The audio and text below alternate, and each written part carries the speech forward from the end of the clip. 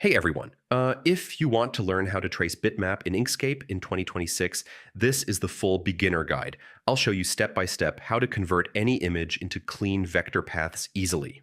First, open Inkscape and import your image by going to File and clicking Import. This brings your bitmap into the workspace. Next, click on the image to select it. This ensures you are applying tracing to the correct object. Now, go to Path and choose Trace Bitmap. This is the main feature used to convert raster images into vector shapes. After that, choose a tracing mode.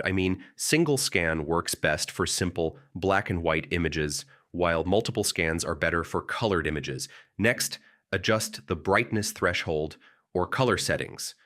This controls how detailed and accurate your vector result will be.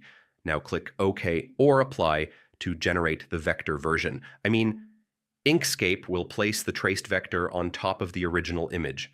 After that, move the new vector away from the original bitmap and delete it if needed. This helps you keep only the clean vector result. Finally, use the node tool to refine and smooth your trace design. This makes your final output look more professional. So yeah, that's how you trace bitmap in Inkscape in 2026. Follow each step carefully, and you can turn any image into a clean vector design. And if this helped, don't forget to check out more Inkscape tutorials for beginners. Hey everyone!